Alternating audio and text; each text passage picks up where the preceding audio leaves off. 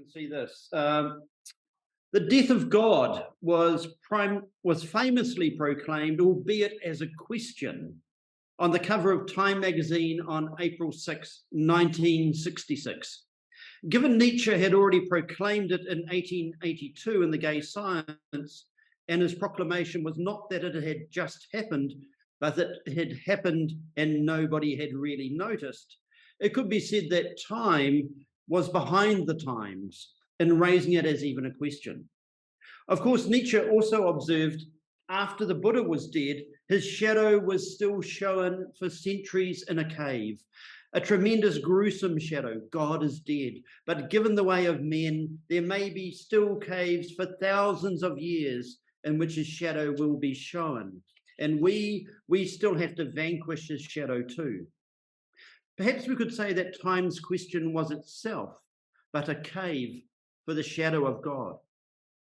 As Graham Ward reminds us in Cities of God, the question that theology does not handle, the question of what God is in relation to the world, does become addressed in the question of that relation and that world, which is a question about history and salvation. The question becomes very specific. It becomes the question concerning what time is it? Or in this case, what or who was the God of Time, the magazine? Because sitting at the heart of the question and indeed critique of radical theology is, what does it mean if God is dead in relation to the world? That is, if we exist in the time of the death of God. Is the answer that this is now the time of radical theology after God? And is the task of radical theology, perhaps paradoxically for many, to vanquish the shadow of God? What do I mean by the shadow of God? Well, in 1946, T.S. Eliot, in a broadcast to post-war Germany, emphasized that while the unity of European culture, as expressed in arts and ideas, arose out of a history of a common Christian culture, this did not necessitate nor mean there was a contemporary unified Christian culture in the modern world. Rather, as he observed, the acknowledgement of a shared heritage did not necessarily involve a shared belief. As Eliot said, it's against the background of Christianity that all our thought has significance. An individual European may not believe the Christian faith is true, yet what he says and makes and does will all spring out of his heritage of the Christian faith for its meaning. But what do we actually understand of that heritage?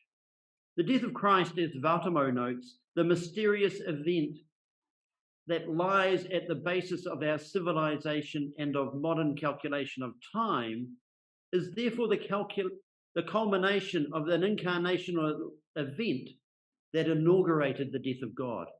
Therefore, in regard to Eliot, what actually sits as the unacknowledged basis of both Western civilization and of modern time is the death of God.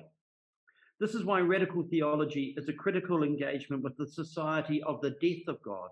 Radical theology is the gospel of the death of God. That is the proclamation of the good news of the death of God. While institutions and their representatives such as Time may wish to question, qualify, or moderate the death of God, reducing it to a question to be dismissed, radical theology proceeds from the death of God, and so finds itself in an interesting position regarding those institutions that seek to maintain, return, or resuscitate God. Now, radical theology's also got an ongoing alliance with critical theory as a different way to interrogate and critique bourgeois capitalist society and its institutions. What makes it of particular interest is the fact that radical theology is almost always institutional in location and focus, arising from and engaging with the recognition that the traditional religious underpinnings of liberal bourgeois society and its institutions no longer continue to operate nor offer a workable foundational basis. The theologian William Hamilton forcefully and thoughtfully articulated this protest in his outline of The Shape of a Radical Theology from 1965. In this, being radical is not enough for Hamilton. One can either be a soft radical or a hard radical. For soft radicals, the medium of expression is the problem, but not the central message.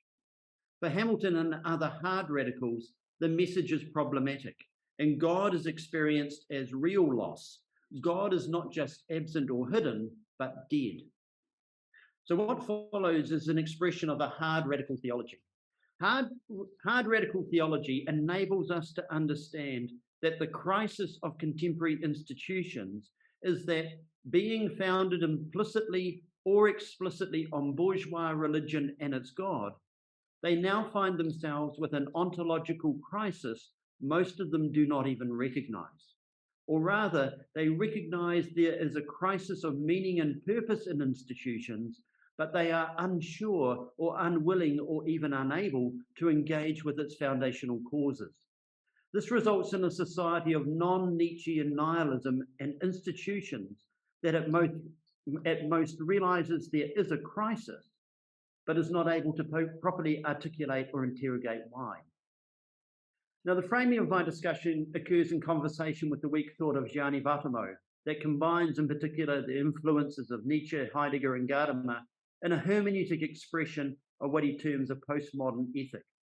Weak thought aligns with radical theology in being a herald of the return of religion into philosophy, but a return that is anti-metaphysical, a return that is theological in basis, yet a theology that is itself situated against all strong expressions of theology, faith, and Christianity, and its associated institutions, both those explicitly Christian and those implicitly expressing a Christian-derived culture and tradition.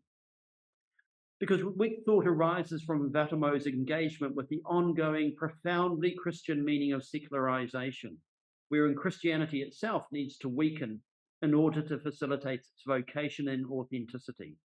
So my radical weakening of institutions proceeds from this, and this is part of an ongoing weakening of institutions. To begin, weakening is linked to belief, and what Vattimo notes is believing that one believes, wherein faith, conviction, and or certainty also includes to think with a certain degree of uncertainty. So as Vattimo clarifies, the first believing involves the uncertainty regarding the believing involving faith, conviction, and or certainty. Radical theology therefore has within it a central uncertainty that in turn exposes the central uncertainty of contemporary institutions after God. Such uncertainty is in fact the central event of Christianity, an uncertainty that the institution of Christianity and then the institutions of Christian culture and society sought, if not to undo, then at very least to ignore. The uncertainty occurs because of what we can term the weak event of the incarnation. A weak event, for in it lives the claim of weak thought, the weak event that acts against all strong thought, the anti-foundationalist event that acts against all claims for foundationalism. Therefore, on one hand, to build Christian institutions and then also institutions of Christian culture stands against the central claim and anti-foundational and anti-institutional act event of the incarnation. For the incarnation is to be understood as the weak event, wherein the kenotic act, the self-emptying of God, what we call the death of God, acts against all strong claims. And what is an institution but from the start a strong claim? So via Nietzsche, this means the proclamation God is dead is the end of metaphysics, as there's no longer an ultimate foundation.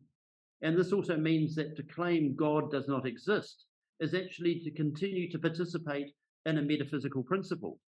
In other words, the death of God ends both metaphysics and atheism. This is Christianity, but certainly not the common foundational continuation of the term and idea, nor its institutions, or of those affiliated with the claims of Christian society. Now, it's important that the death of God is an announcement, not a claim, for the claim is the expression of metaphysics, while the announcement is that of an event that transforms the existence of the person who receives the announcement, or which is entirely constituted by this transformation. This is why we can speak of radical theology as the gospel, the good news of the death of God. For to receive such an announcement, God is dead, entirely transforms oneself. So if weak thought is announced but not claimed, weak thought also transforms. Therefore, in regard to institutions, to announce the death of God to institutions is also to seek their transformation. So that's the politics of radical theology to institutions. So how does this happen? Well, if the announcement of death of God arises from the event which transforms God via the self-emptying, in other words, God stops being God, and so transformed, in turn transforms those who receive the announcement. It's an announcement that is heard, an announcement that is non-foundational, but rather relational. And therefore, it's also political in that it announces against and transforms both what was metaphysics and what is the order of modern technological society. But most centrally, the announcement of the death of God, if received, transforms all institutions built of or on the claim of God. The announcement of the death of God is therefore doubly situated as the announcement against metaphysics and against what has become for many derived from metaphysics as the de facto order of the rationalized world of modern technological society.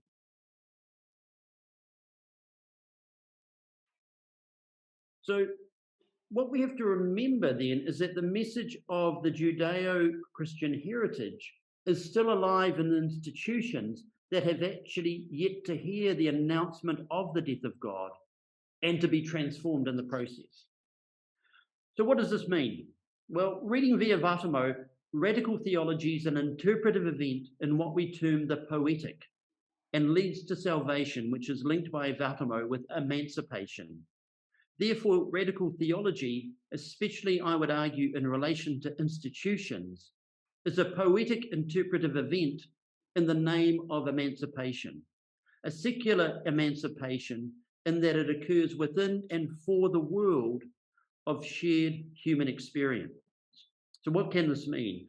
If the salvation of the Judeo-Christian heritage after metaphysics is understood as appearing as the lightening and weakening of the heavy structures in which being has manifested itself throughout human civilization, then radical theology is expressed and experienced as the lightening of those heavy structures in the name of emancipation.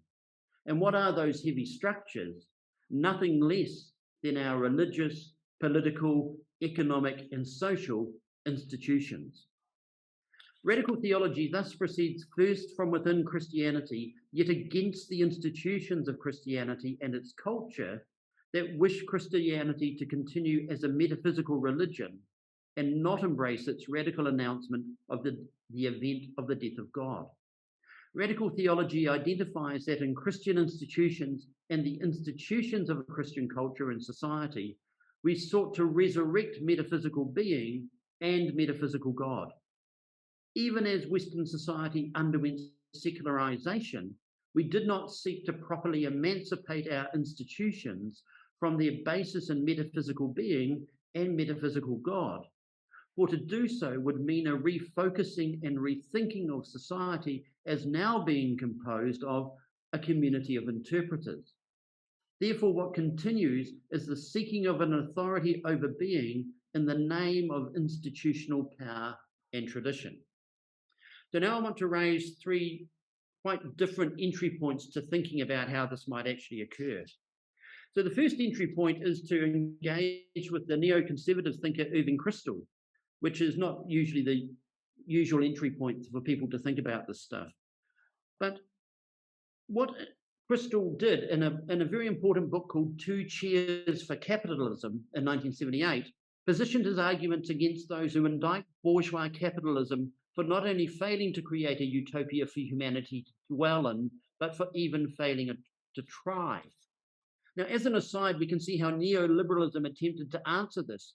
You create your utopia by your agency, whether in a communal fashion, societally, via what will become progressive neoliberalism, or economically at the level of individuals or families, at the state or globalized level by neoliberal economics.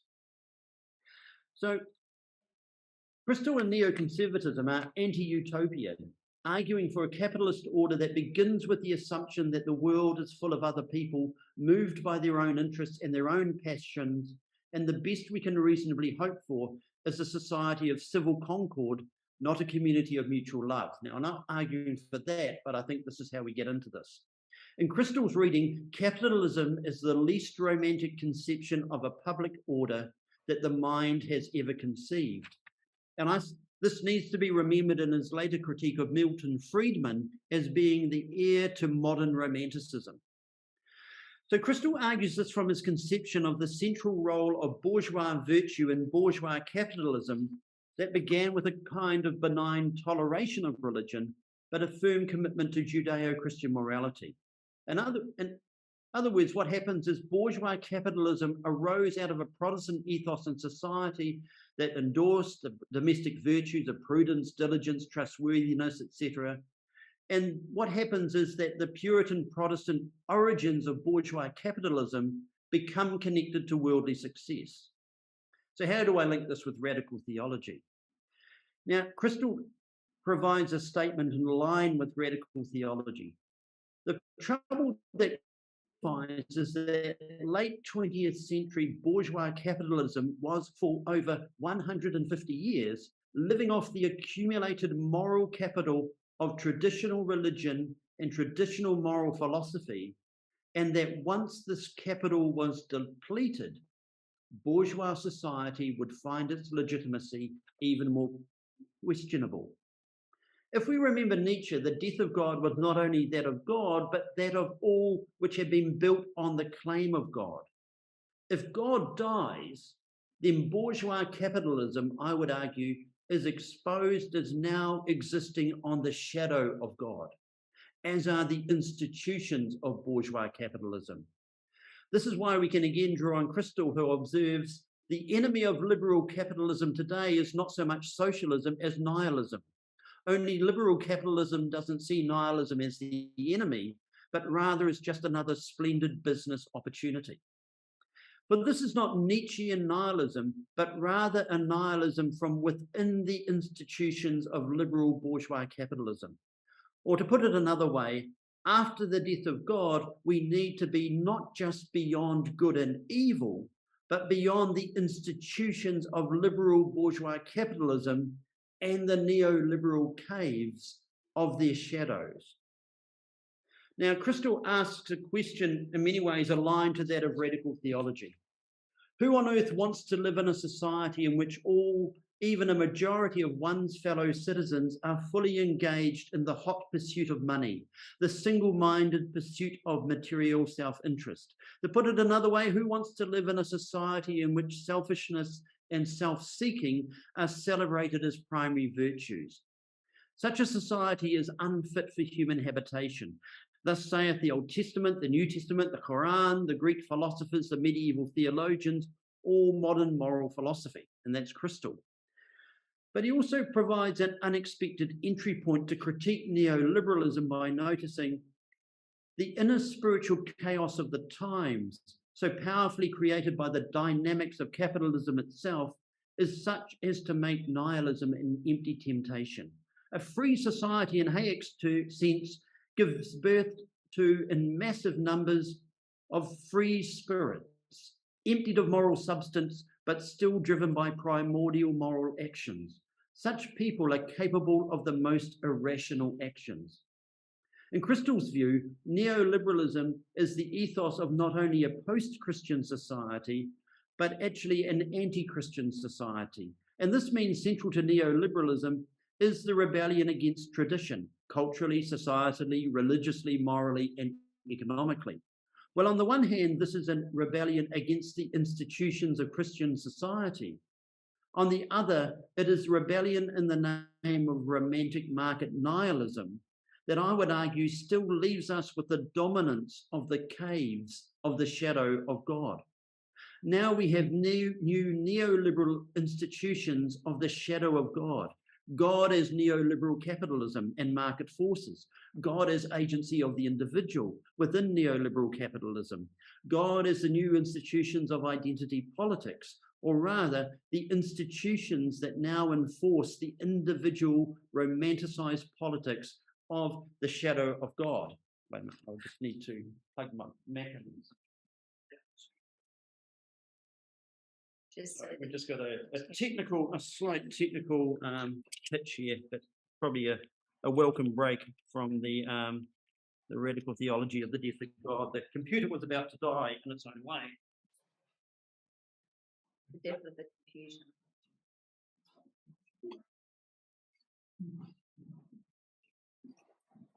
Right. 12,000 miles away, we suddenly reappear again. This is, it happens.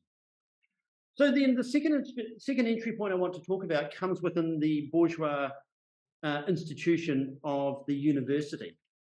And one of the questions here is, what actually critiques the university and its Christian foundations? And most discussions of the university don't actually happen, but there's a very important but little known book from 1943, which is Arnold Nash's The University and the Modern World, which is an essay in the social philosophy of university education. And he provides a type of social theology of higher education that, having critiqued the issues and failures of variously what he terms the liberal democratic university, the Nazi university, the Soviet university, argues for a reconstruction of the university under a revived and rethought Christian framework.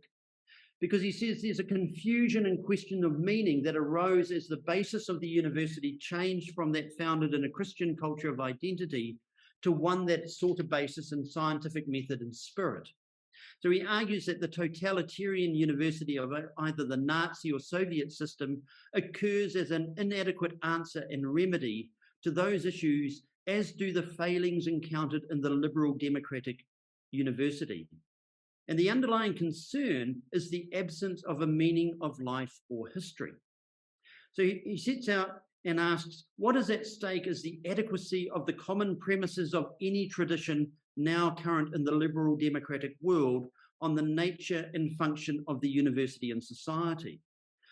And so we have a passing away of an old world whereby its geist of rational individualism expressed itself in politics as representative democracy, in religion as liberal Protestantism, in thought as the scientific movement, and in economic life as in capitalism. So again, we are living after God, but we haven't moved past those institutions which were founded on God, and we don't even want to note that they are founded on God. That is, the crisis of the university is a symptom of a wider crisis in liberal capitalist democracy, whereby in the face of the confusion and chaos of the liberal worldview, he argues, the liberal democratic university, by rejecting any attempt to discover and then teach a unified conception of life, refuses to be a university. So like liberal bourgeois capitalism, the liberal democratic university, it was and is living off an ever-depleting moral capital, yet unsure what to replace that moral capital with, that would enable a unified conception of life that was neither nihilistic nor reduced to market forces.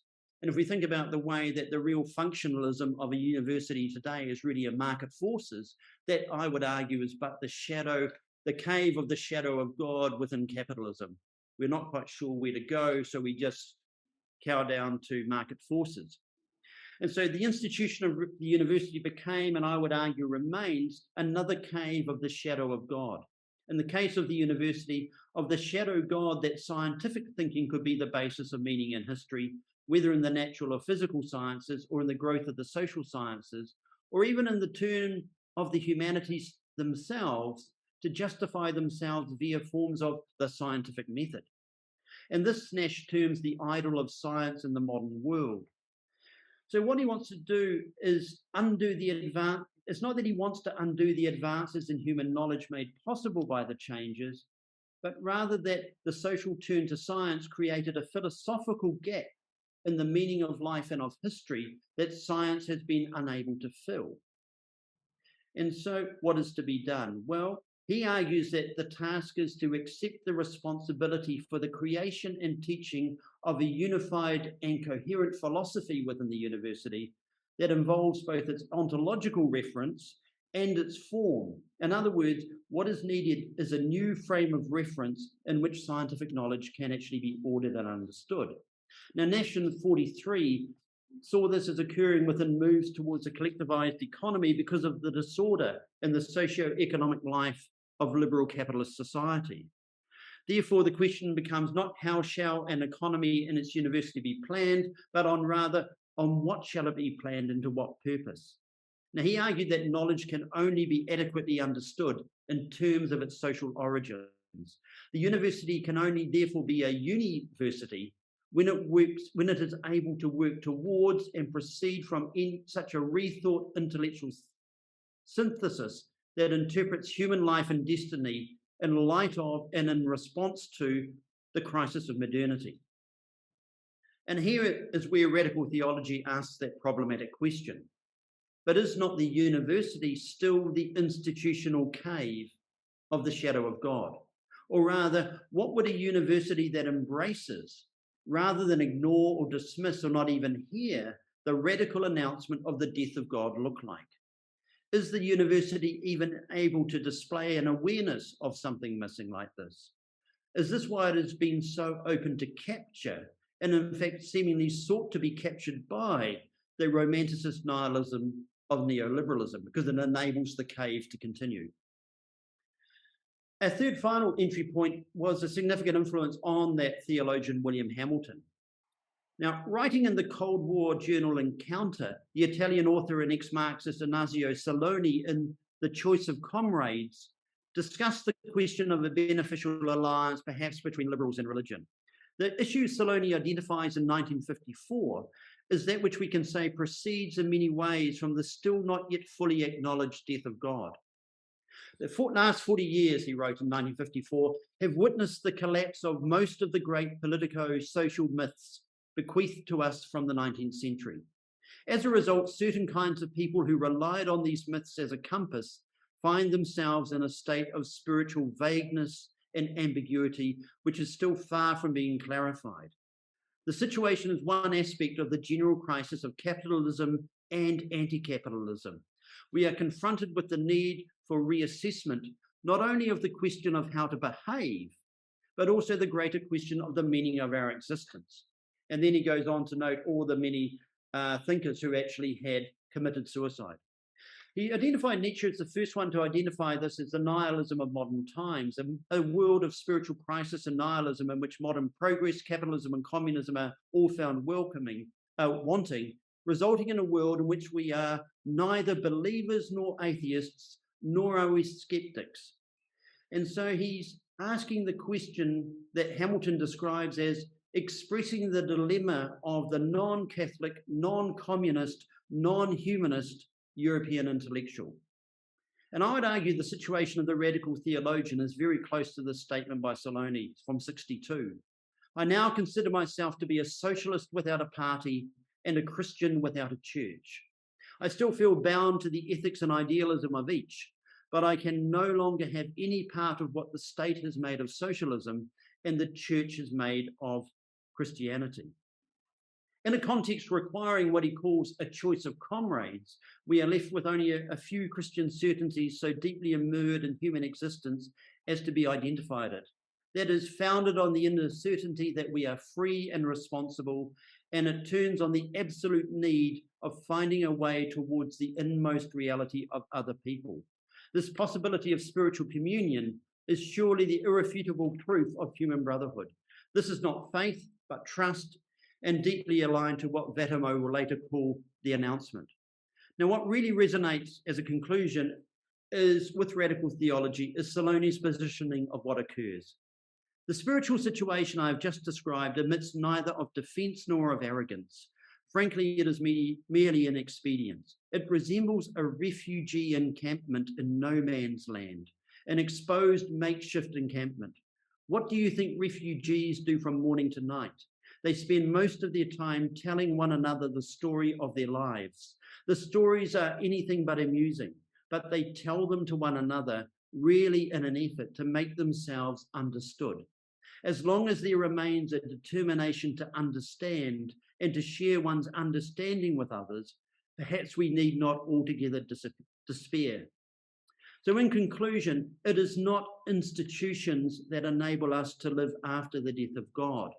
For our institutions are either the institutions of God or of the culture and society of God, or at most caves of the shadow of God.